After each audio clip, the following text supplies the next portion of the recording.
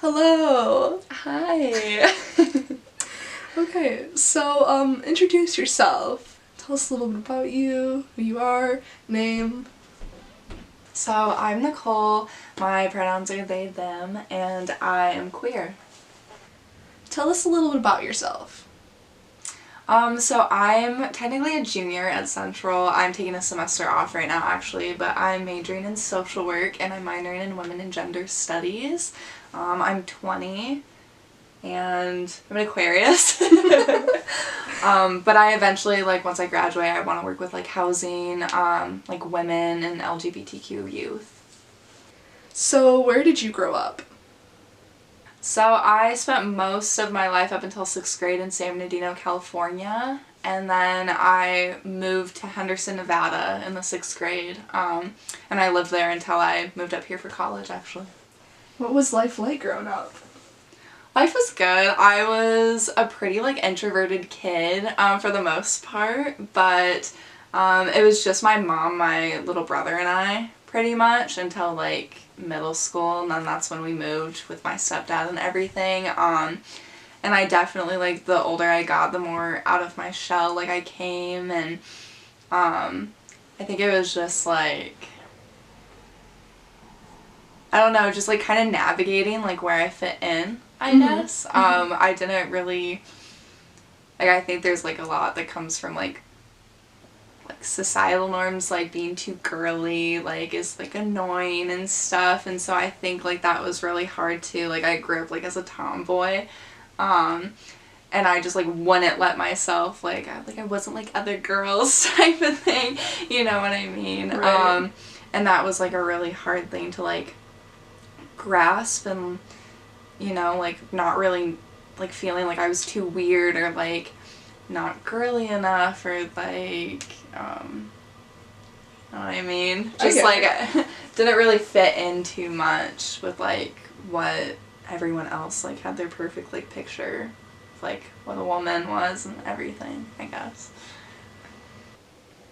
Do you have people in your life that support you?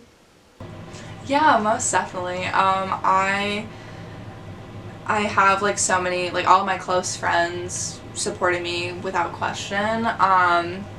When I, finally kind of figured out my sexuality, and I was, kind of coming to terms with that, and also, thinking about, really thinking about my gender for the first time ever.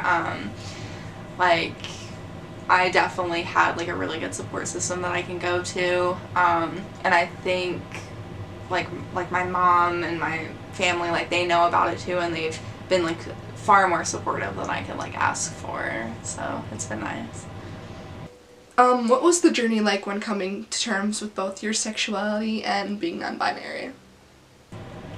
I think it was, really scary for me, because on one hand, I spent most of my life, trying to come to terms, I always knew that I was, bisexual, I guess. I always knew that I was attracted to women. That was, kind of harder to, once I finally, I think I started telling people, my junior year of high school, but I always knew. And I think it's been hard for me, I guess, if this makes sense, it's almost been harder for me to, realize that, I'm not attracted to men and stuff. Being attracted to women, was really easy for me to come to, that conclusion.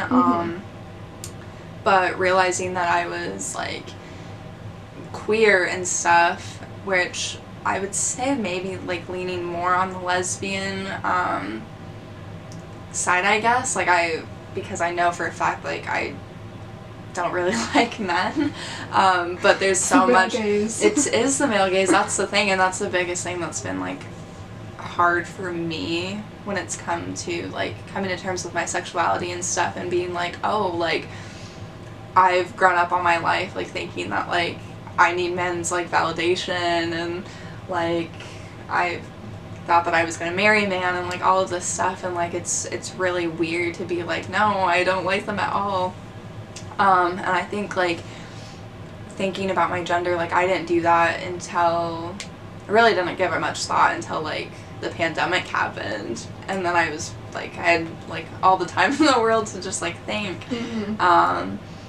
And so I was really going back and forth, like, am I a woman? Like, am I a man? Like, how do I feel? And I think it's hard because a lot of people have, like, now they consider non-binary, like, a third gender, when, like, that's not what it started out as. And, like, I just, like, for me, I just kind of feel like I'm a person. Right. You know, I'm just, like, a person, like, living my own experience, and I'm loving, like, whoever I love and stuff, and it's, like, that's kind of where I'm at right now, for sure. Love it. So how do you think media like news, movies, TV, have represented people from the LGBTQ plus community? I think the media has done a poor job, for sure, because usually, like, I guess, like, the LGBTQ plus community is kind of, like, the butt of the joke most of the time in media, so in, like, a lot of movies, like, especially, like, in, like, the 90s and, like, the early 2000s, you know, when, like, everything could kind of go. Right. You see, like, a lot of, like, you see, like, men dress up in, like, dresses, and, like, that's the whole joke, like, that's the whole thing. And you see it same with, like, lesbians. Like, I feel like people don't see, like, lesbians as, like, real, I guess, because lesbians are so, like, sexualized in media and stuff, and, like, I don't think some people, like, realize that, like, not everyone is attracted to men, and they just, like, can't get it through their head. But I think, like, especially the trans community, 100%, and, like, trans people of color, absolutely, have been, like, you see it in, like, crime shows, and, like, they're always, like, the ones who, like, die immediately, or they're always the ones who are abused and stuff, and shows, like, there's not really, there is more so now, but there was never really, like, movies or shows, like, when I was growing up, where it was just, like, people from this community just, like, living and, like, being happy, and, like, there were no coming of age films just for, like, it was always, like, some, like, heartbreaking story, I guess, if that makes sense. Yeah. Do you feel like there's any shows or movies that do a good job in representing? Let me think. Let Let me think about that. There's not a lot sometimes. I feel like more recently maybe, but... Yeah, more recently for sure, like, there have definitely been, like, for example, I think Sex Education is such a good show. I think it is very, like, inclusive, and it talks about gender, it talks about sexuality, and it just talks about things that, like, have been seen as, like, really taboo, I guess, in media, which is, like, crazy, because all media does is, like, it's all about, like, sexualizing, like, different aspects of life, but, like, you can't talk about what's, like, real, I guess, like, what we actually experience and stuff, and I think Sex Education is really good. As for movies, I guess, like, Portrait of a Lady on Fire, I think that is such a I think that's such a beautiful film. You don't really see a lot of films that are through, like, the female gaze, so I think it was so beautifully written and directed, and I would say, like, those two are probably my favorites. Do you think social media has influenced how people view LGBTQ plus issues? I definitely do, because, like, ever since social media has kind of been, like, booming, like, so many people have, like, been educated on stuff that, like, has always been there, but, like, no one ever talked about because they would be, like, ridiculed for it, you know, like, it was very, like, hush-hush. But now, like, you can see all of these people's stories, and, like, I think it definitely helps to, like, for example, just people who are in, like, really bad situations, I guess, like, maybe their family isn't as supportive, and they need to get out, like, they can post GoFundMes, and we can all boost it, and, like, we can always, like, kind of just, like, help each other, and I think it's, like, really neat how, because, like, I never really thought of, like, not, like, having a gender, I guess, like, right. Like, I always thought that I was just, like, a woman, And it's really cool to, like, know that there's, like, I guess, like, more people out there who, like, feel different than, like, this, I guess, like, the skin that they were born in, I suppose. Yeah. What role have media played in helping you define yourself?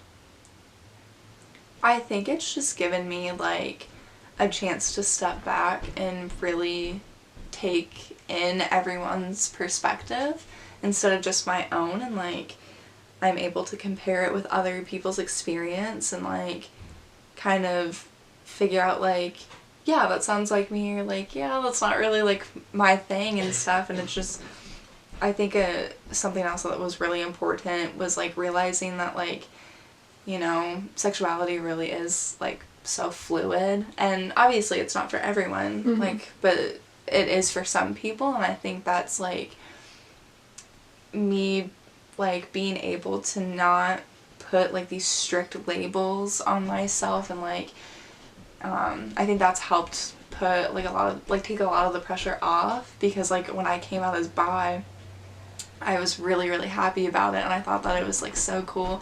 And then I started questioning if I even liked men, and I was like, oh my gosh, but I already came out as bi. Right. I was like, I can't come out as something different. I'm like, of course you can. Like, Mm-hmm. like, we're, like, ever changing, and we're growing all the time, and I think it's just, like, just trying to love myself where I'm at, really.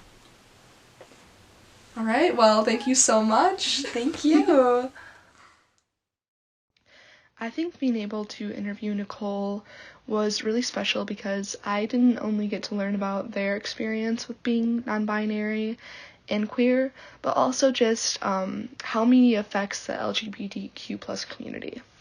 So I saw a lot of relation of what we learned in class and Nicole's experience with media. And one thing I kind of took from that was gender stereotypes. Nicole struggled a lot with, like, knowing where they fit in growing up. You know, they said they were a tomboy at one point, and they just never really felt like they had a home because, you know, these stereotypes are so ingrained in our society, and you really are either one or the other, and there's not really a lot of room for fluidity. And then another thing is not fitting into the woman stereotypes. That kind of goes along with that, how we talked about the different gender stereotypes, and how Nicole really struggled with that.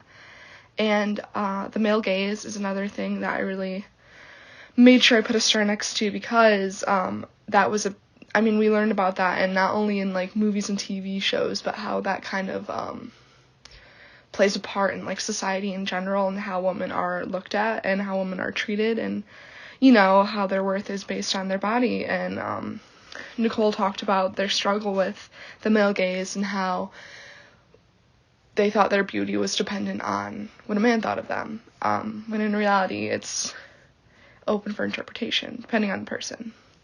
And talking about film and TV, this film, Portrait of a Lady on Fire, is one Nicole talked about, and that one kind of looks at love through the female gaze between two women, which is very different because so many other movies are made by men, therefore you have the male gaze with them.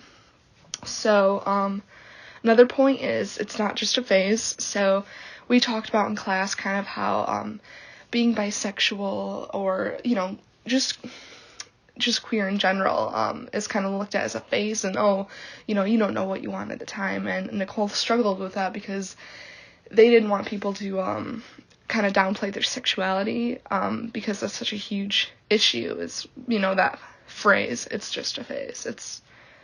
It can be damaging. And gender as a social construct overall is, we talked about that in class, and I knew a little bit about it before, but not to the extent, and talking to Nicole really helped me with that, because it helped me kind of take apart these roles that we were taught growing up and kind of put them into, okay, where do those fit in with how I define my own gender? And, yeah, overall, I really enjoyed this interview, and I think it tied in really well with this class.